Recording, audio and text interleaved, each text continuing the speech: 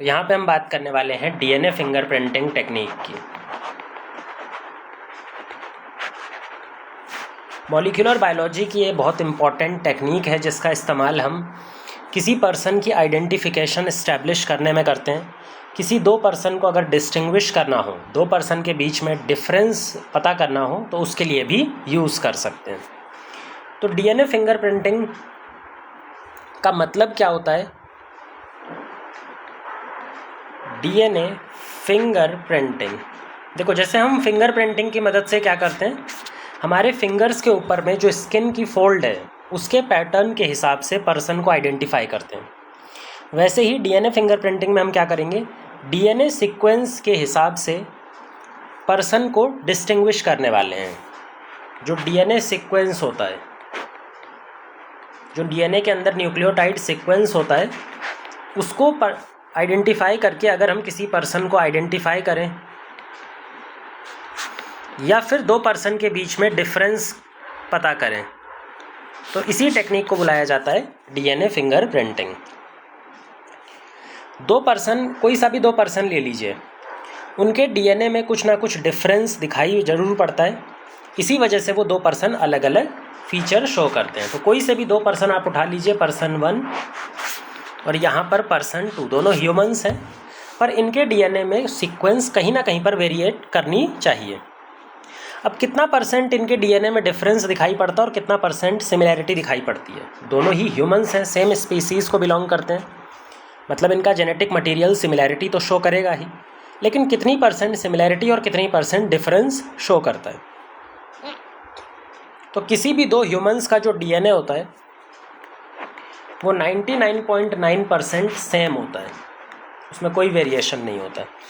जो वेरिएशन होता है वो कितने पर लिमिटेड होता है? 0.1% पर। तो हमारे जीनोम का 0.1% हर एक ह्यूमन में अलग अलग है। अगर हम अपने जीनोम हमारा कितना न्यूक्लियोटाइड्स होता है? 3 × 10⁹ बेस पेयर। इसका 0.1% निकालने जाएंगे तो ये कुछ आएगा 3 × 10⁶ बेस पेयर। इतने बेस पेयर में person to person variation difference दिखाई पड़ता है। अब ये अगर नंबर्स में बताएं तो ये 3 मिलियन बेस पेयर हो गया। 10⁶ जो होता है वो 3 मिलियन बेस पेयर होता है। अब इतना, ये भी हमारे लिए बहुत बड़ा नंबर है। वैसे तो हमारे डीएनए साइज़ के कंपैरिजन में ये छोटा है, बट अगर हम ओवरऑल बात करें तो इसको भी स्टडी करना उतना इजी है नहीं, ये भी एक बड़ा नंबर होता है।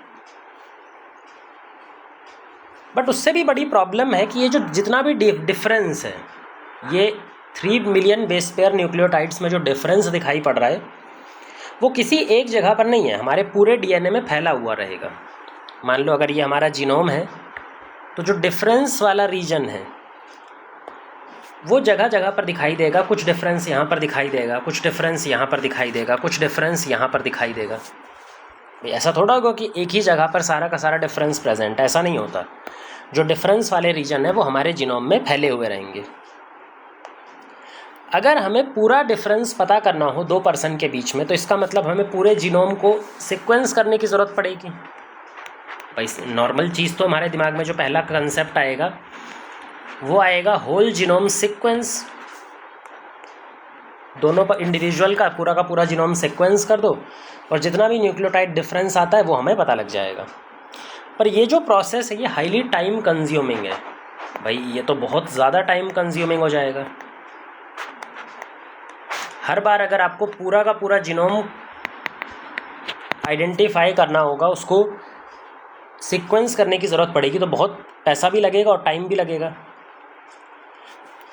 इसी को बाईपास करने के लिए, इसको सिंपल बनाने के लिए एक ऑल्टरनेटिव टेक्निक डिस्कवर की गई जिसका नाम है डीएनए फिंगरप्रिंटिंग। तो डीएनए फिंगरप्रिंटिंग एक ऑल्टरनेटिव मेथड है। ये क्या है? एक ऑल्टरनेटिव मेथड है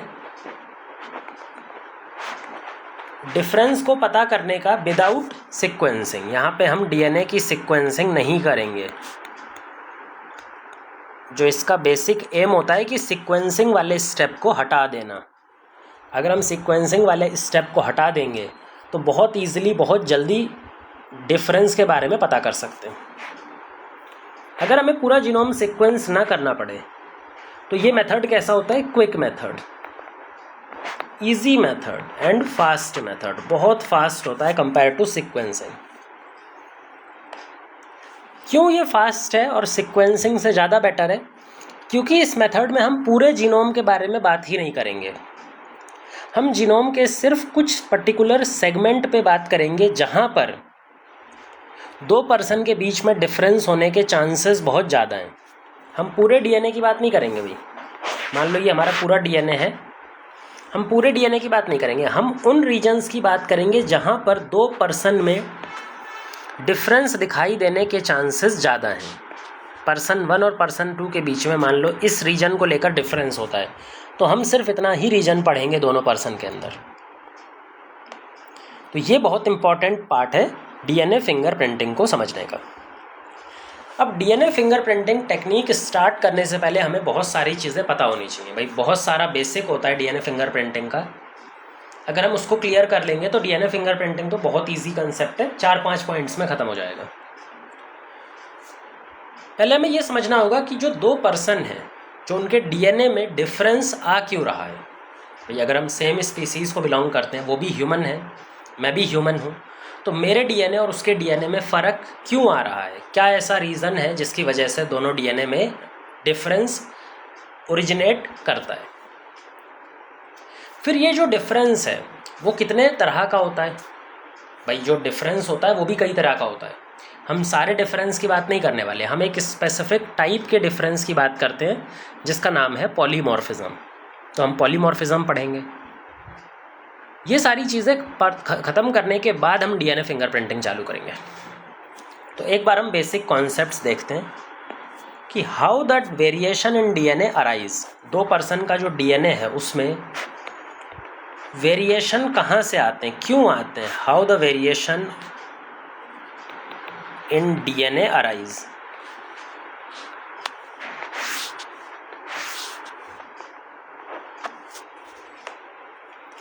डीएनए के अंदर में वेरिएशन लाने का एक प्रोसेस है जिसका नाम है म्यूटेशन। तो डीएनए में जितना भी चेंज होता है, उसकी सीक्वेंस में जो भी वेरिएशन आता है, वो एक प्रोसेस की वजह से आता है जिसका नाम है म्यूटेशन।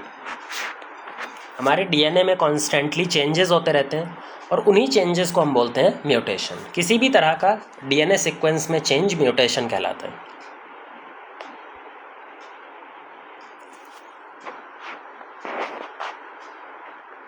जैसे मान लो ये एक डीएनए है, इसकी सीक्वेंस है कुछ ATGCAG। अब इसकी सीक्वेंस में कहीं पर कुछ पॉइंट में चेंज हो सकता है जिसको हम बोलते हैं पॉइंट म्यूटेशन। मतलब एक सिंगल न्यूक्लियोटाइड में अगर चेंज हो रहा है तो उसको बोलते हैं पॉइंट म्यूटेशन। अगर एक बड़े से रीजन में, बड़े से सेगमेंट में चेंज हो रहा है तो उसको हम नॉर्मल म्यूटेशन में रखते हैं। किसी भी तरह का म्यूटेशन चेंज हो सकता है। अब यहाँ पर जो म्यूटेशन हम इस्तेमाल करने वाले हैं, हमने बोला था हम कोई सा भी म्यूटेशन उठा करके आइडेंटिफाई या डीएनए फिंगरप्रिंटिंग परफॉर्म नहीं करते। हम उन म्यूटेशन का इस्तेमाल करेंगे जो एक पॉपुलेशन में जिनकी फ्रीक्वेंसी बहुत ज़्यादा होगी। हम कौन सा म्यूटेशन इस्तेमाल करने वाले हैं? एक ऐसा म्यूटेशन जो एक पॉपुलेशन के अंदर में ज़्यादातर लोगों में दिखाई पड़े।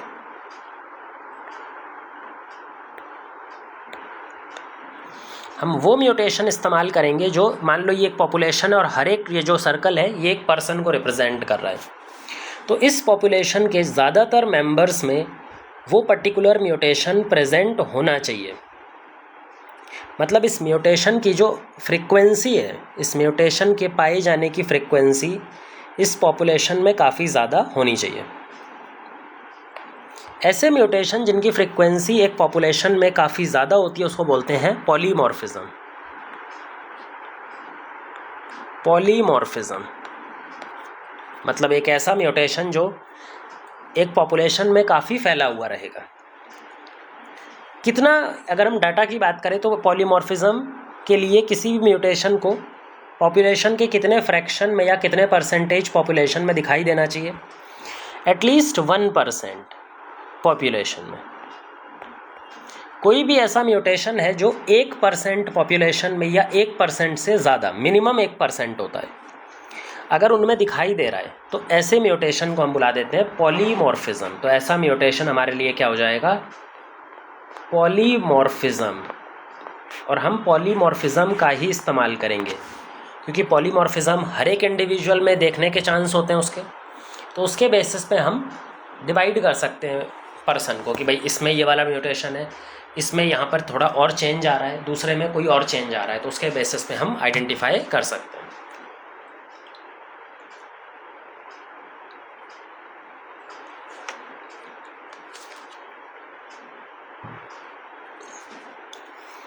अब 1% पॉपुलेशन का मतलब क्या होता है? अगर इसको फ्रैक्शन में कन्वर्ट करोगे तो 0.01 फ्रैक्शन ऑफ पॉपुलेशन में वो म्यूटेशन देखा जाना चाहिए। जैसे मान लो अगर पॉपुलेशन का साइज़ है, यहाँ पे हम पॉपुलेशन साइज़ लिख देते हैं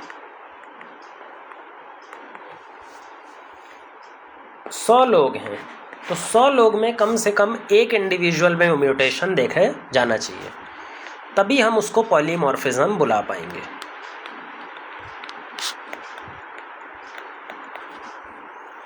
अगर यहाँ पे ये 1000 इंडिविजुअल्स हैं टोटल पॉपुलेशन में, तो कम से कम ये 10 इंडिविजुअल में होना चाहिए। और बढ़ाते हैं, मान लो 1 लाख इंडिविजुअल कर दो, 1 लाख इंडिविजुअल में ये कितने में होना चाहिए? एटलीस्ट 1000 इंडिविजुअल्स में। तो आप ध्यान से देख सकते हैं कि जैसे जैसे हम पॉपुलेशन साइज़ को बढ़ा रहे हैं तो उसके अंदर 1% का मतलब भी इंक्रीज़ होता जा रहा है। 1 लाख लोगों में से 1000 लोगों में मिनिमम ये म्यूटेशन मिलना चाहिए।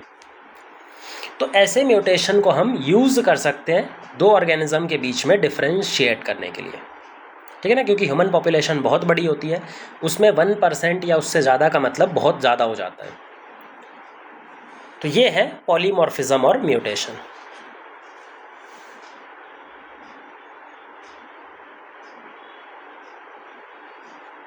अब म्यूटेशन पॉलीमॉर्फिज्म कैसे बनता है? कौन सा ऐसा म्यूटेशन है जो पॉलीमॉर्फिज्म में एक्चुअल डेवलप करता है? म्यूटेशन तो लगातार हमारी बॉडी में चल रहे होते हैं, सारे म्यूटेशन पॉलीमॉर्फिज्म में डेवलप नहीं हो सकते। कुछ स्पेसिफिक टाइप के म्यूटेशन होते हैं जो अल्टीमेटली पॉलीमॉर्फिज्म में कन्वर्ट हो पाते हैं। कौन से ऐसे म्यूटेशन है जो पॉलीमॉर्फिज्म बनाते हैं और कौन से ऐसे म्यूटेशन है जो पॉलीमॉर्फिज्म नहीं बना सकते, वो भी क्लियर होना चाहिए। तो हम म्यूटेशन के टाइप्स देखते हैं जो पॉलीमॉर्फिज्म एक्चुअल में बना सकते हैं। म्यूटेशन 2 तरह के सेल में होते हैं। एक होते हैं हमारे नॉर्मल सेल या फिर बॉडी के जो सोमैटिक सेल्स होते हैं, जो हमारी बॉडी में day to day life activity करवाते हैं। जैसे स्किन हो गया, तो हमारी जो स्किन का सेल है वो क्या है? Somatic cell. हमारे मसल सेल क्या हैं? Somatic cell. ब्लड सेल क्या है? Somatic cell. बॉडी का कोई सा भी ऐसा सेल जो गैमीट ना बनाता हो, वो सब सोमैटिक सेल के अंदर ही क्लासिफाई किए जाते हैं। तो कोई भी ऐसा सेल जो गैमीट नहीं बनाएगा वो सोमैटिक सेल ही होता है। अगर सोमैटिक सेल के डीएनए में चेंज आ रहा है तो इस म्यूटेशन को बुलाते हैं सोमैटिक म्यूटेशन। तो ऐसा म्यूटेशन हो जाता है सोमैटिक म्यूटेशन। एक दूसरे तरह का भी म्यूटेशन होता है जो हमारे जर्मिनल सेल में, गैमीट प्रोड्यूसिंग सेल में देखने को मिलता है। जर्मिनल सेल में, या फिर जर्मिनल सेल का मतलब होता है ऐसे सेल जो हमारे गैमीट प्रोड्यूस करते हैं, गैमीट प्रोड्यूसिंग सेल में। तो अगर हमारे जर्मिनल सेल में कोई म्यूटेशन हो रहा है तो उसको बोलते हैं जर्माइनल म्यूटेशन।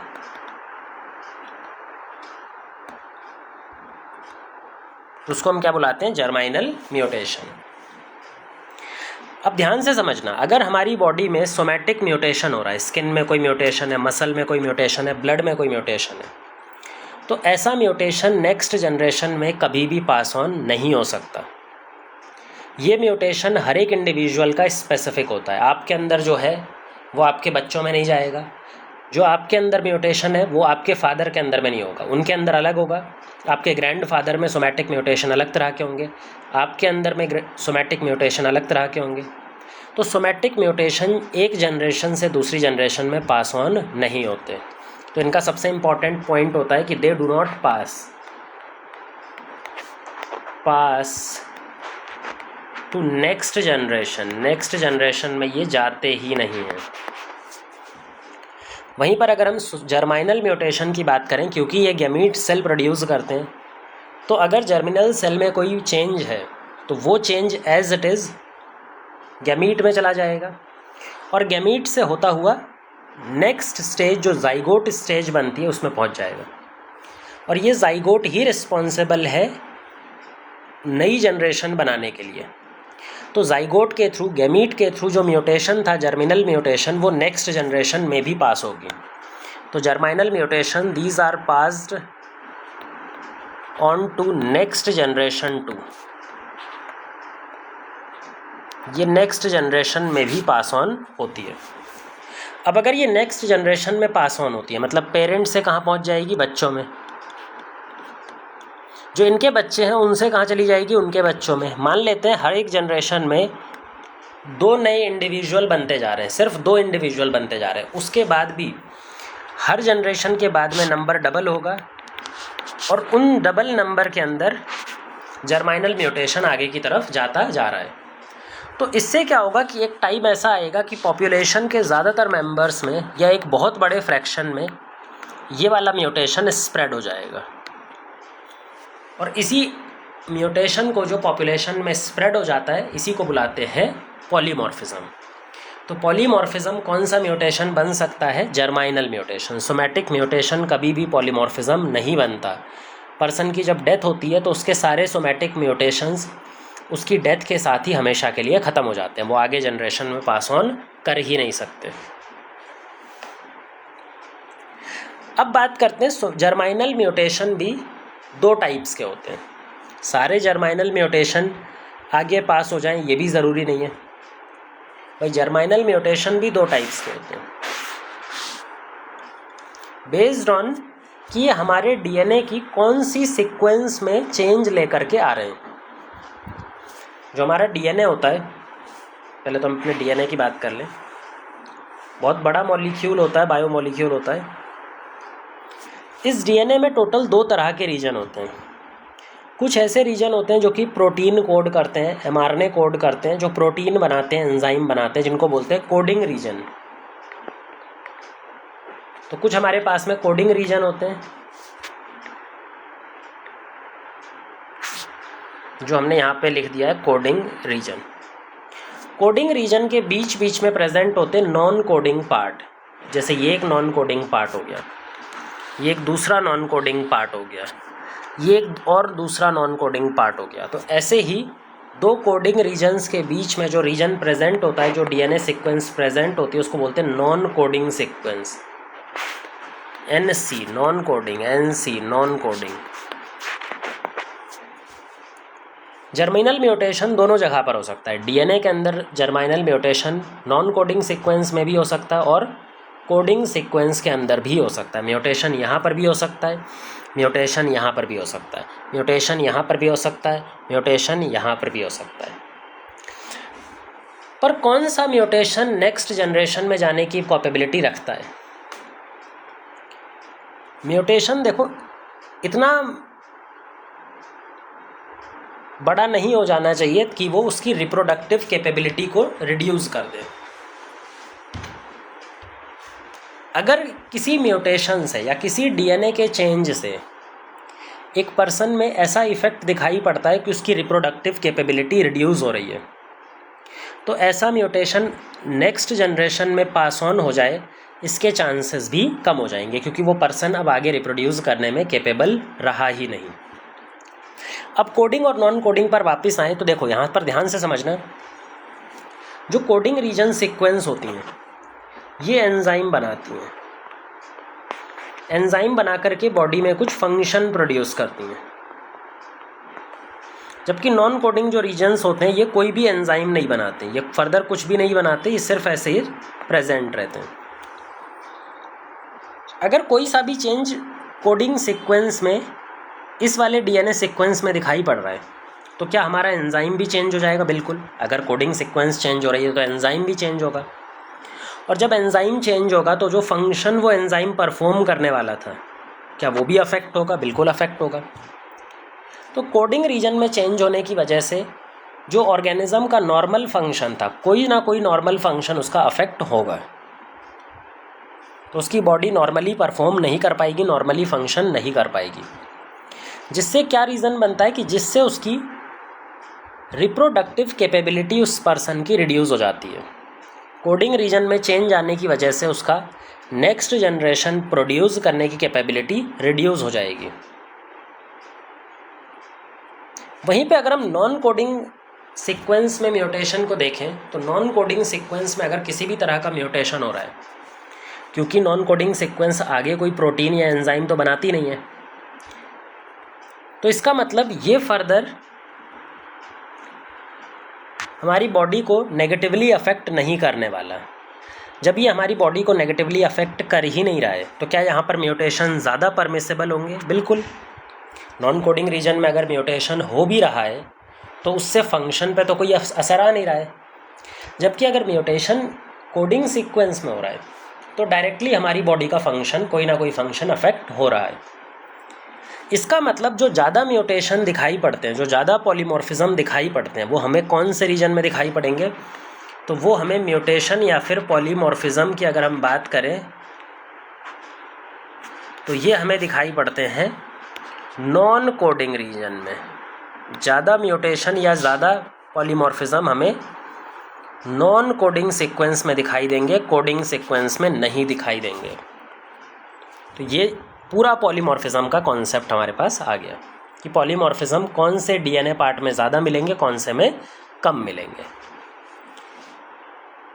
नॉन कोडिंग में ही मिलेंगे। अब यहाँ पर आता है कि नॉन कोडिंग भी तो हमारे डीएनए का बहुत बड़ा पोर्शन होता है। हम सारे नॉन कोडिंग को भी आइडेंटिफाई नहीं करने वाले, उसमें भी टाइम लगेगा। तो हम नॉन कोडिंग का भी फर्दर 2 ग्रुप्स में डिवाइड करेंगे और उनमें से सिर्फ एक ही ग्रुप को हम आइडेंटिफाई करते हैं ड्यूरिंग डीएनए फिंगरप्रिंटिंग। जो नॉन कोडिंग सीक्वेंस होती है ये 2 तरह की होती है। एक होती है normal non coding sequence,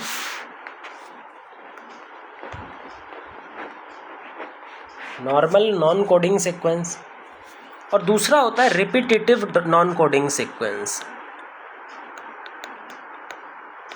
repetitive non coding sequence. एक नॉर्मल नॉन कोडिंग सीक्वेंस और एक रिपीटेटिव नॉन कोडिंग सीक्वेंस। समझते हैं दोनों के अंदर फ़र्क क्या होता है। रिपीटेटिव नॉन कोडिंग सीक्वेंस क्या होता है? जैसा इसका नाम सजेस्ट कर रहा है, इस सीक्वेंस में कोई छोटी सी न्यूक्लियोटाइड की एक सीक्वेंस होती है और वो बार बार रिपीट करती है। जैसे मान लो हमारे पास में एक सीक्वेंस है ATGC। ये ATGC सीक्वेंस बार बार इसी तरह रिपीट कर रही है, ATGC ATGC, फिर ATGC, फिर ATGC, फिर ATGC। तो ये सीक्वेंस क्या हो जाएगी? Repetitive DNA. जबकि नॉर्मल नॉन कोडिंग में ऐसा नहीं होता, वहाँ पे नॉर्मल सीक्वेंस होती है ACGTCAGCCAT, ये नॉर्मल रहता है, यहाँ पे कुछ भी रिपीट नहीं करता। जबकि रिपीटेटिव में तो बार बार एक ही चीज़ रिपीट कर रही है, इसको बोलते हैं रिपीटेटिव डीएनए।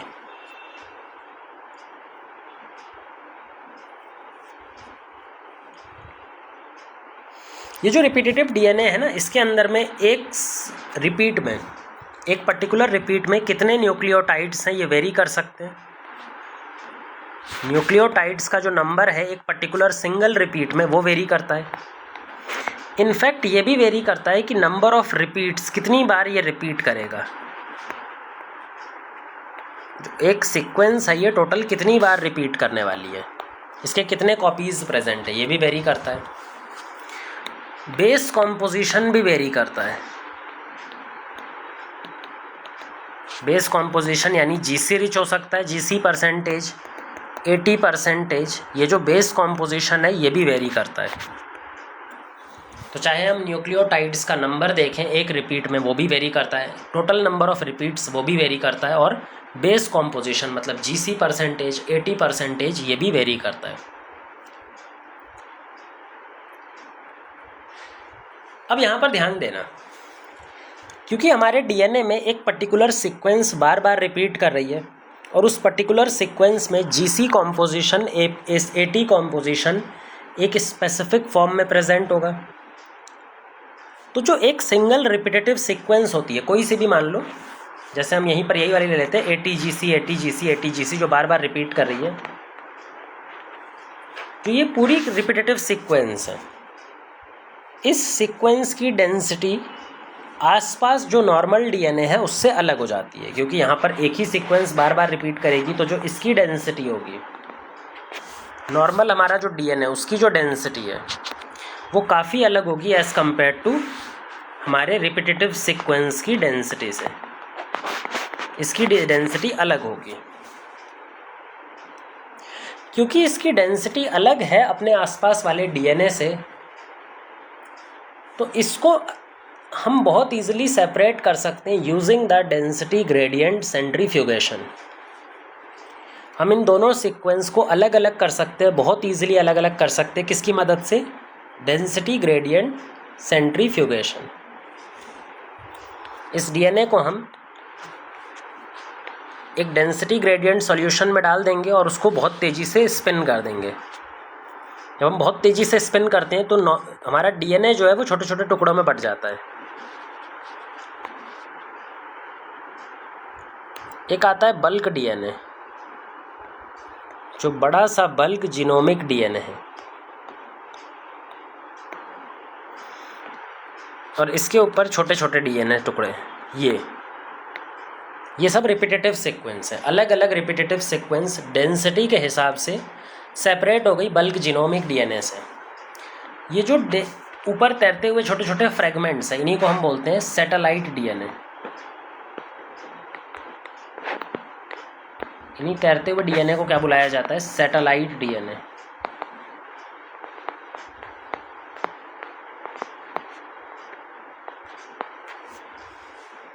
सैटेलाइट डीएनए इसलिए बोलते हैं क्योंकि हमारा बल्क जीनोमिक डीएनए है बड़ा सा, और इसके ऊपर साइड भी और इसके नीचे साइड भी छोटे छोटे फ्रेगमेंट्स हैं।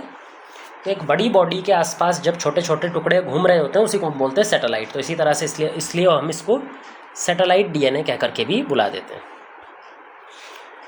अब जो सैटेलाइट डीएनए है वो भी फर्दर क्लासीफाई किया जा सकता है। सैटेलाइट डीएनए को भी हम कई सारे ग्रुप्स में क्लासीफाई करते हैं। किस बिहाफ पे, किस बेसिस पे क्लासिफिकेशन किया जाता है? Based on number of nucleotides in a repeat, based on number of repetitive units, total number of time वो कितनी बार रिपीट कर रहा है। तीसरा बेस कॉम्पोजिशन, जो बेस पेयर कॉम्पोजिशन है, जीसी परसेंटेज, 80%, ये जो बेस पेयर कॉम्पोजिशन है इसके बिहाफ पे भी हम सेपरेट कर सकते हैं। तो इन तीनों के बिहाफ पर जो सैटेलाइट डीएनए है उसको कई सारे ग्रुप्स में डिवाइड किया जाता है। उनमें से दो बहुत इंपॉर्टेंट है, एक मिनी सैटेलाइट और एक माइक्रो सैटेलाइट। एक होता है मिनी सैटेलाइट और एक होता है माइक्रो सैटेलाइट। ठीक है, तो हमारा जो सैटेलाइट डीएनए है उसको हम number of nucleotides in a repeat, एक रिपीट में कितने न्यूक्लियोटाइड्स हैं इसके बिहाफ पर, टोटल टाइम्स जो रिपीट कर रहा है, टोटल टाइम्स ऑफ रिपीट, एक सीक्वेंस टोटल कितनी बार रिपीट कर रही है इसके बिहाफ पे, और इनके बेस कॉम्पोजिशन के बिहाफ पे भी, जो बेस कॉम्पोजिशन होगा उसके बिहाफ पे भी, जीसी परसेंटेज ज़्यादा है या फिर 80% ज़्यादा है, इसके बिहाफ पे भी। इन सब के बिहाफ पे हम सैटेलाइट डीएनए को छोटे छोटे ग्रुप्स में डिवाइड कर सकते हैं। जैसे मिनी सैटेलाइट और माइक्रो सैटेलाइट सबसे इम्पॉर्टेंट है, जो हमारे काम के भी है। Micro satellite and mini satellite. Mini satellite और दूसरा है माइक्रो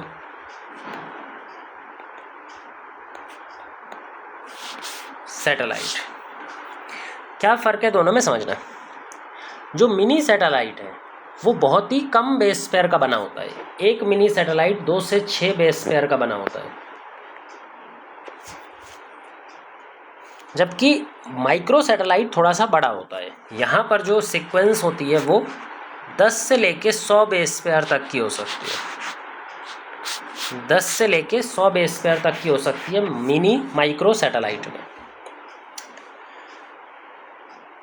मिनी सैटेलाइट सिर्फ न्यूक्लियोटाइड सीक्वेंस छोटा नहीं होता, इसका नंबर ऑफ रिपीट्स भी कम होता है। मतलब ये कम टाइम्स रिपीट करती है, repeated less number of times.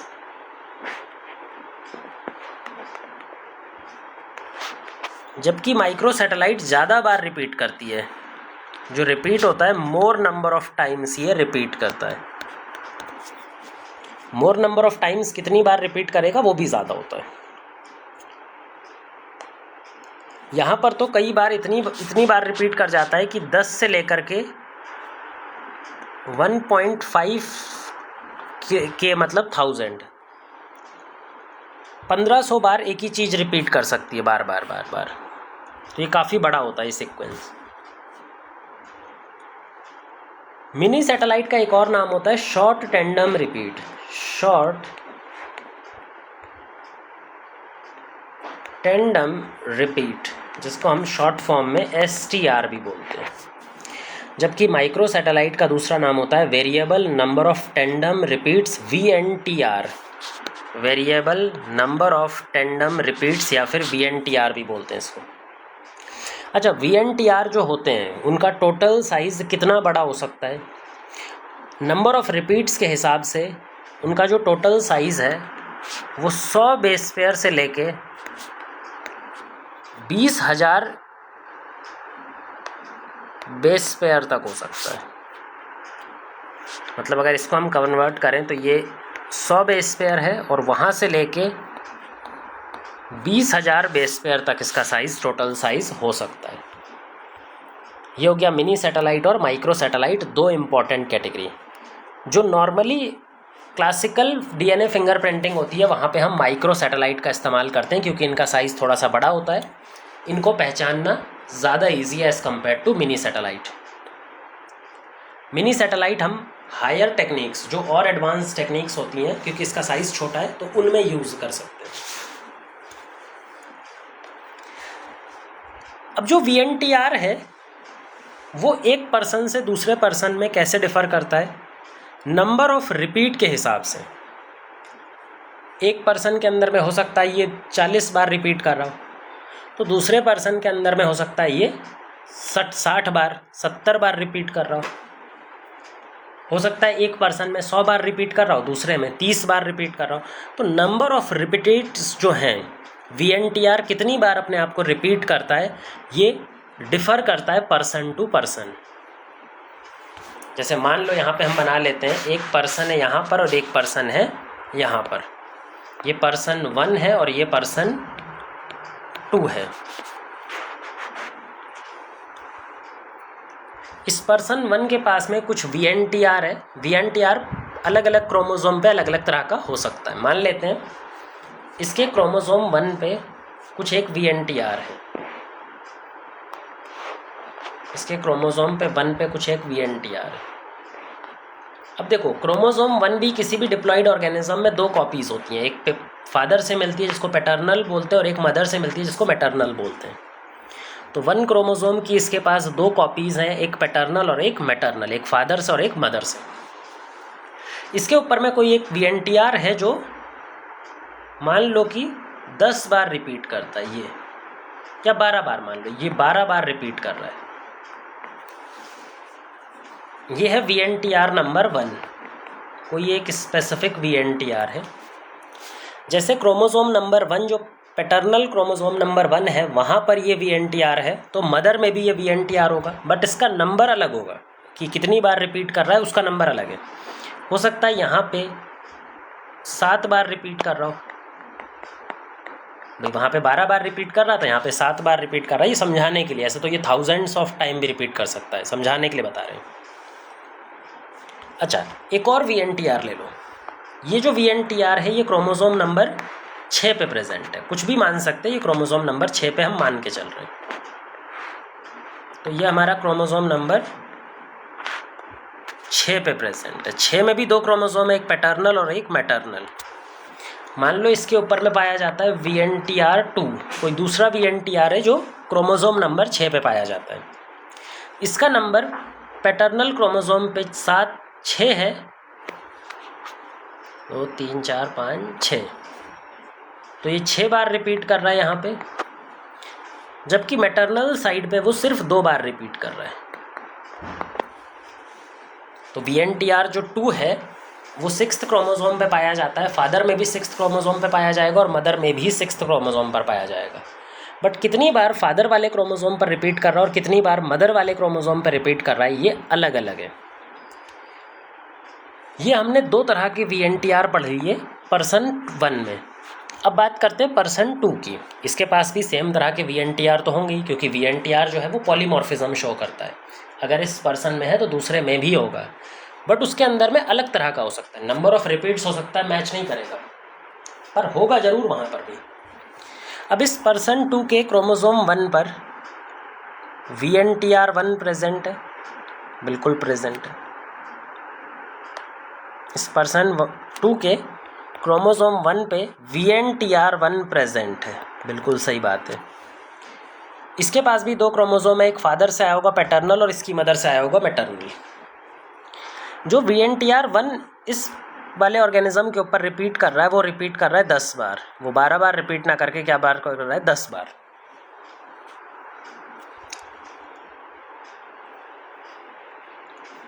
जबकि इसके मैटरनल वाले साइड पे VNTR कितनी बार रिपीट कर रहा है, 5 बार। तो अब ध्यान से देखो, इसके अंदर एक VNTR एक क्रोमोसोम पे 12 बार रिपीट कर रहा है, एक बार 7, यहाँ पर अलग है, यहाँ पे 10 बार रिपीट कर रहा है और 5 बार रिपीट कर रहा है। तो दोनों VNTR मदर और फादर दोनों पे अलग अलग तरह से रिपीट कर रहा है, बिल्कुल। तो क्या VNTR 1 के हिसाब से इन दोनों में कुछ डिफरेंस है? हाँ। अच्छा, VNTR 2 की भी बात कर लेते लगे हाथ। जो VNTR 2 है उसकी भी बात कर लेते हैं यहीं पे। VNTR 2 यहाँ पर भी कहाँ पे प्रेजेंट होगा, कौन से क्रोमोसोम पे प्रेजेंट होगा? क्रोमोसोम नंबर 6 पे प्रेजेंट होगा। तो यहीं पे क्रोमोसोम नंबर 6 है जो कि पैटर्नल साइड से आया है, और यहाँ पे क्रोमोसोम नंबर 6 है जो कि मैटरनल क्रोमोसोम पे से आया है। यहाँ पर जो VNTR है, मान लो वो 4 बार रिपीट कर रहा है और दूसरे वाले पर 3 बार रिपीट कर रहा है। तो जो VNTR 2 है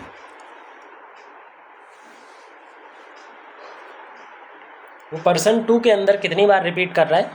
पैटर्नल क्रोमोसोम फादर वाले उसके क्रोमोसोम पर 4 बार रिपीट कर रहा है, और जो मदर से उसको क्रोमोसोम मिला है उसमें 3 बार रिपीट कर रहा है। अब यहाँ पे ध्यान से समझो, जब हम DNA फिंगरप्रिंटिंग करते हैं तो हम इन्हीं VNTR को बस आइडेंटिफाई करते हैं। हम इसको आइडेंटिफाई करेंगे कितनी बार रिपीट कर रहा है, ये कितनी बार रिपीट कर रहा है, इसको कंपेयर करेंगे इसके वाले रिपीट से VNTR 1 के, फिर VNTR 2 निकालेंगे, ये कितनी बार रिपीट कर रहा है, ये कितनी बार रिपीट कर रहा है, फिर इससे कंपेयर करेंगे ये कितनी बार रिपीट कर रहा है, ये इतनी बार रिपीट कर रहा है। तो इससे हमें पूरी सीक्वेंसिंग करने की ज़रूरत नहीं है, हमें सिर्फ रिपीटेटिव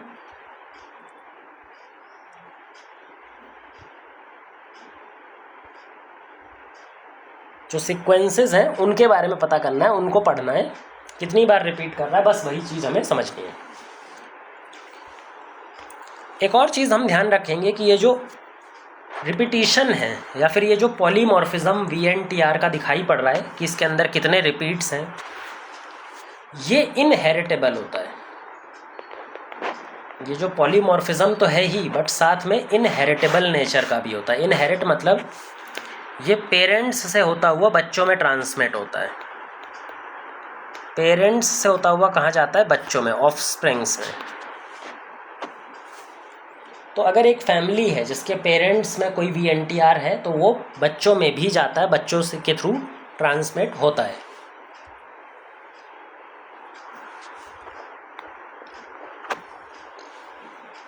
इसके अलावा एक और इम्पॉर्टेंट चीज़ है इसके बारे में कि एक पर्सन के खुद की बॉडी के कितने भी सेल उठा लो आप, जैसे एक पर्सन है, पर्सन 1,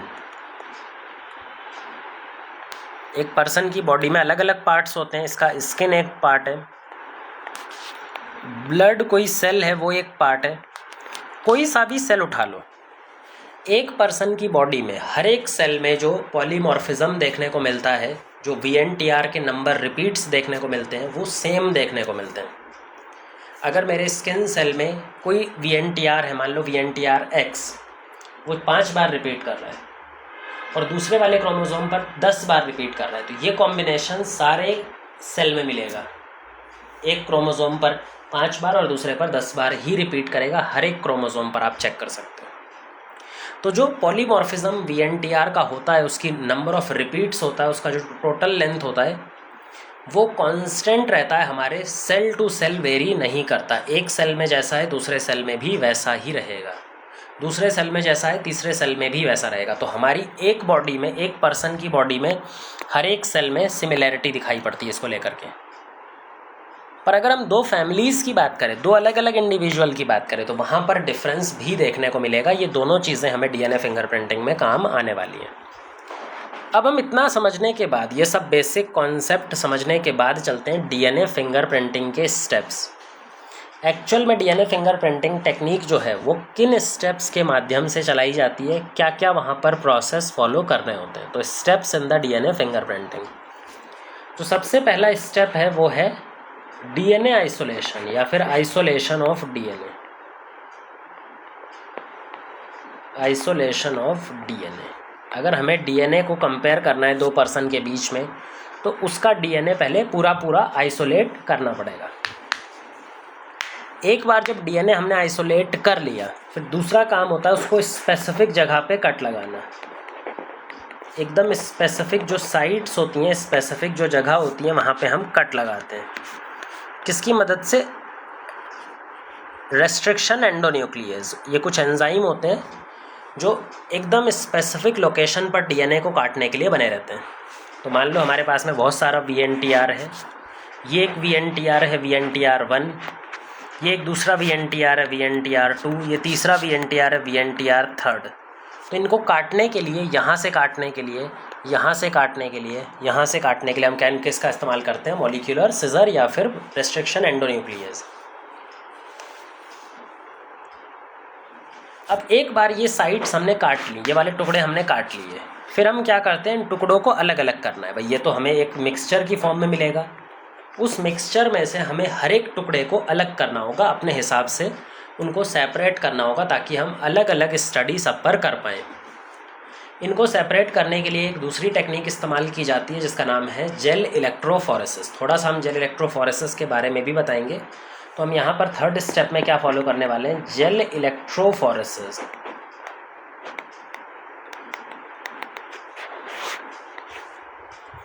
यहाँ पर हम एक जेल का इस्तेमाल करते हैं, एक पॉलीमेरिक जेल होता है, जिस पॉलीमेरिक जेल के अंदर में कुछ पोर प्रेजेंट होते हैं।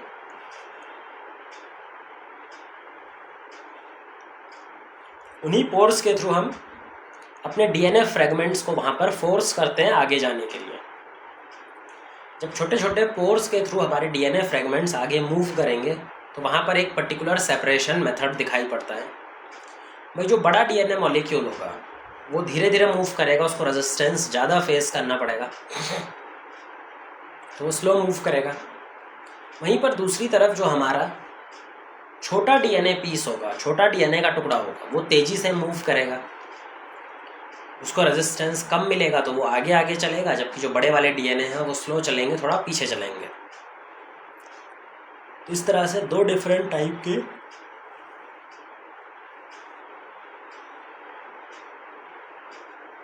कंसेप्ट हमें जेल इलेक्ट्रोफोरेसिस में देखने हैं। जेल इलेक्ट्रोफोरेसिस के दौरान हम एक अगरोज जेल होता है, एक जेली लाइक शीट का इस्तेमाल करते हैं। इस तरह से एक जेल होता है, जेल एक पॉलीमर का बना होता है, ठीक है। अब इस जेल के एक साइड पे हम कुछ गड्ढे बना देते हैं जिसमें अपना सैंपल लोड करेंगे। तो ये हमारे वेल हैं या फिर गड्ढे हैं जिनके अंदर में अपना सैंपल लोड करने वाले हैं।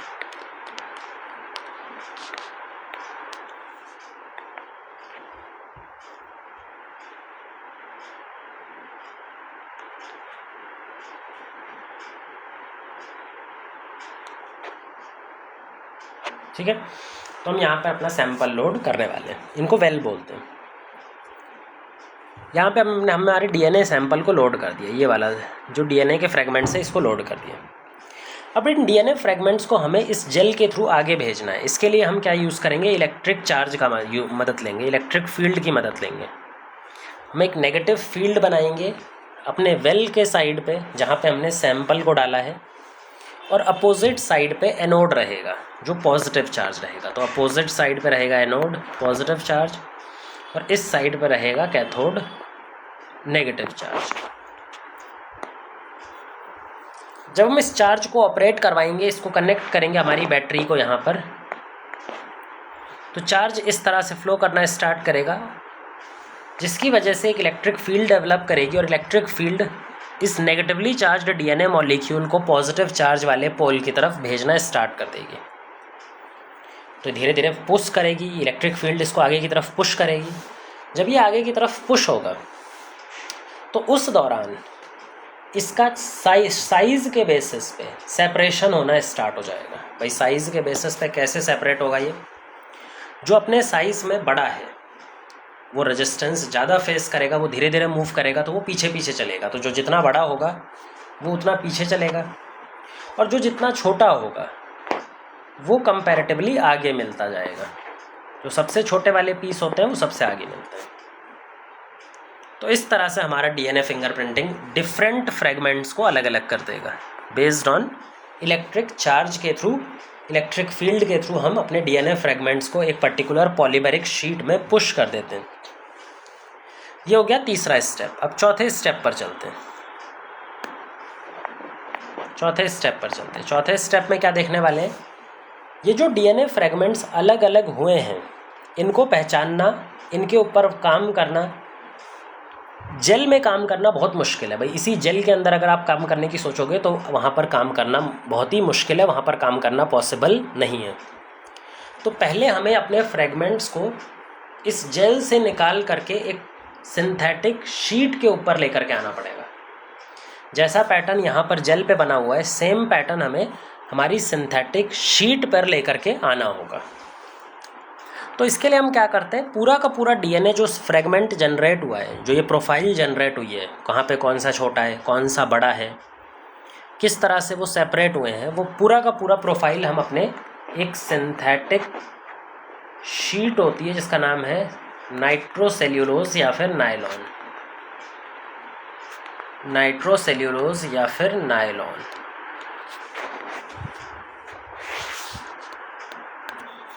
उस नायलॉन शीट के ऊपर में इसको ट्रांसफ़र कर लेते हैं और इस ट्रांसफरिंग प्रोसेस को ही बुलाते हैं ब्लोटिंग। ब्लोटिंग ये कुछ ऐसे की जाती है। देखो ये हमारा जेल है, जेल के ऊपर में हम अपनी नाइट्रोसेल्यूलोज की शीट ऐसे डाल देंगे ऐसे, और इसको थोड़ा सा प्रेस कर दिया जाता है। प्रेस करने की वजह से जो भी सैंपल है वो इस शीट से चिपक जाएगा। तो जब हम इसके पूरा सेपरेशन करवा लेंगे तो जो हमारी शीट आएगी, नाइट्रोसेल्यूलोज की शीट आती है, सारा का सारा डीएनए सैंपल इस पर चिपक चुका है। वो सैंपल बिल्कुल वैसे ही जैसे पहले डीएनए से जेल पर था, बट अब यहाँ पे आ चुका है। तो इसको बोलते हैं ब्लोटिंग, सडन ब्लॉटिंग। इसको हम सडन ब्लॉटिंग भी बोलते हैं, जो साइंटिस्ट ने उन्होंने डिस्कवर किया था। अब हमें डिफरेंट फ्रेगमेंट्स को पहचानना है। भाई हर एक फ्रेगमेंट को, हर एक वीएनटीआर को पहचानना भी तो ज़रूरी है। कौन सा वीएनटीआर छोटा है, कौन सा वीएनटीआर बड़ा है, उसके पैटर्न को पहचानना भी तो ज़रूरी है। और डीएनए की एक खास बात होती है कि डीएनए हमें नॉर्मल माइक्रोस्कोप से भी नहीं दिखाई देता, आइस से भी नहीं दिखाई देता। तो उसको देखने के लिए हम, उसको ट्रेस करने के लिए, उसको ट्रैक करने के लिए हम वीएनटीआर प्रोब का इस्तेमाल करते हैं। हम किसका इस्तेमाल करते हैं यहाँ पर? छठे स्टेप में हम वीएनटीआर प्रोब का इस्तेमाल करेंगे। क्या होता है वीएनटीआर प्रोब? एक ऐसा सिंगल स्ट्रैंडेड डीएनए जो कि वीएनटीआर के कॉम्प्लीमेंट्री हो, जो वीएनटीआर सीक्वेंस है उसके कॉम्प्लीमेंट्री हो। अगर ये कॉम्प्लीमेंट्री है तो ये वीएनटीआर सीक्वेंस पे जाकर के बाइंड कर जाएगी, है ना। कम्प्लीमेंट्री सीक्वेंस तो बाइंड करती है, तो ये भी जाकर के बाइंड कर जाएगी। तो हमारा क्या फ़ायदा है? देखो इस वीएनटीआर के ऊपर में जो ये सीक्वेंस है, इसके ऊपर में हम एक रेडियो एक्टिव टैग लगा देंगे ताकि इसको ट्रैक कर पाना, ट्रेस कर पाना काफ़ी ईजी हो जाएगा। तो इसके ऊपर में एक रेडियो एक्टिव ट्रैक लगा दिया।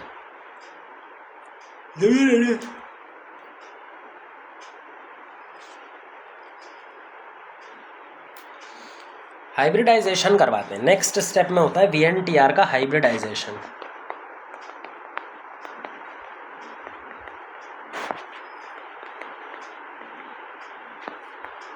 VNTR का क्या होगा, हाइब्रिडाइजेशन, जहाँ पे हम इस शीट के ऊपर जो हमारे VNTR वाला शीट है इसके ऊपर अपने VNTR प्रोब्स डाल देंगे जो कॉम्प्लीमेंट्री हैं। VNTR प्रोब्स जा करके यहाँ पे बाइंड करने लगेंगे। फिर यहाँ पे वॉशिंग स्टेप करते हैं ताकि एक्सेस जितना भी प्रोब है वो हट जाए, वॉशिंग करनी पड़ती है। वॉशिंग के बाद में जो बेकार का जो जुड़ा हुआ नहीं है वो प्रोब हट जाता है और जो जुड़ा हुआ है वो बचता है सर। इसके ऊपर हम ऑटो रेडियोग्राफी इस्तेमाल करेंगे। अब कौन सी टेक्निक इस्तेमाल करेंगे लास्ट में, ऑटो रेडियोग्राफी। जो रेडियो एक्टिव सिग्नल्स या फ्रिक्वेंसी ये VNTR प्रोब रिलीज़ कर रहे हैं उसके बेसिस पर उनको आइडेंटिफाई किया जा सकता है। ये हो गए हमारे different steps of DNA finger printing. अब DNA फिंगर प्रिंटिंग के स्टेप हमने देख लिए। अब इनका इस्तेमाल कैसे करते हैं भाई, इसका सबसे मेजर इस्तेमाल तो वही था जो हमने पहले बताया था, किसी पर्सन को आइडेंटिफाई करना हो या दो पर्सन के बीच में डिफरेंस क्रिएट करना हो, दोनों टाइम पर हम DNA फिंगर प्रिंटिंग का इस्तेमाल कर सकते हैं। जैसे मान लो कोई क्राइम सीन हुआ है, कोई चोरी हुई है आपके घर में और उस चोरी के दौरान उस पे जो थीफ था उसका ब्लड सैंपल कहीं पर गिर गया, उसको हाथ में चोट लग गई, उसका ब्लड सैंपल ज़मीन पर गिर गया। आप नेक्स्ट डे आते हैं और देखते हैं कि आपके वो जो पर्टिकुलर घर था या फिर जो दुकान थी आपकी वहाँ पर चोरी हो गई, वो बात ठीक है, बट वहाँ पर 2 गार्ड रहते हैं रात और आपको उन्हीं दोनों पर शक है कि इन दोनों में से एक गार्ड चोर हो सकता है। तो आप क्या करेंगे, अब आपको किसी तरह से पहचानना है कि भाई इन दोनों गार्ड में से एक्चुअल में चोर कौन होगा। इसको पहचानने के लिए हम इनका ब्लड सैंपल इस्तेमाल कर सकते हैं। भाई जो चोर का ब्लड सैंपल है वहाँ से हम DNA निकालेंगे और जो हमारे दोनों गार्ड्स हैं इनका DNA हमें इजीली मिल जाएगा। इनकी DNA फिंगर प्रिंटिंग करेंगे और DNA प्रोफाइल जो जनरेट होगी उन DNA प्रोफाइल को हम मैच करेंगे। जिसका DNA प्रोफाइल उस चोर वाले DNA प्रोफाइल से मैच कर गया तो वही हमारा चोर कहलाएगा। तो मान लो ये हमारा पर्सन चोर है, ये पर्सन 3 है जिसको हमें आइडेंटिफाई करना है, ये 2 गार्ड्स हैं। तो हम क्या करेंगे, इन तीनों का DNA सैंपल लेंगे, उन तीनों DNA सैंपल को gel electrophoresis DNA finger printing के दौरान इस तरह से रन करेंगे। ये अननोन पर्सन है P3, ये हमारा गार्ड नंबर 1 है और ये गार्ड नंबर 2 है। जब इनका DNA फिंगर प्रिंटिंग किया जाता है तो हर एक इंडिविजुअल का एक पर्टिकुलर प्रोफाइल जनरेट होता है। प्रोफाइल यानी किस तरह के DNA फ्रेगमेंट्स मिल रहे हैं। जो भी पर्सन इसके जैसा होगा उसका प्रोफाइल बिल्कुल 100% मैच करना चाहिए।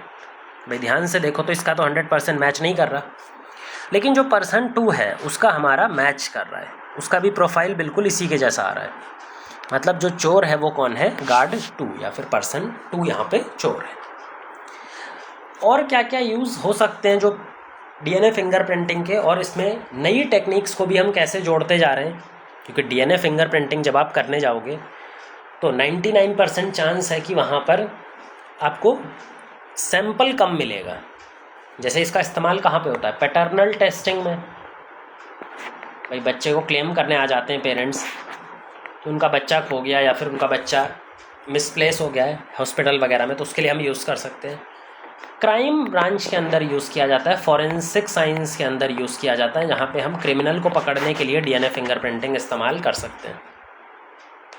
पर दिक्कत क्या होती है कि जब भी क्राइम सीन पे आप पहुँचोगे तो आपको DNA सैंपल कम से कम मिलेगा। कोई भी चोर या कोई भी क्रिमिनल जो होता है वो अपना DNA सैंपल ना गिरे उसका इंश्योर करता है, फिर भी थोड़ा बहुत सैंपल कहीं ना कहीं बच ही जाता है। तो इस DNA सैंपल को हम पहले क्या करते हैं, एक दूसरी टेक्निक होती है PCR, उस PCR की मदद से इसको पहले एम्पलीफाई करते हैं, इसको कई सारे टाइम्स मल्टीप्लाई करके फिर यूज़ करते हैं। तो इस तरह से इसका एफिशिएंसी और इंक्रीज़ हो जाता है। तो ये हो गया हमारा DNA फिंगर प्रिंटिंग।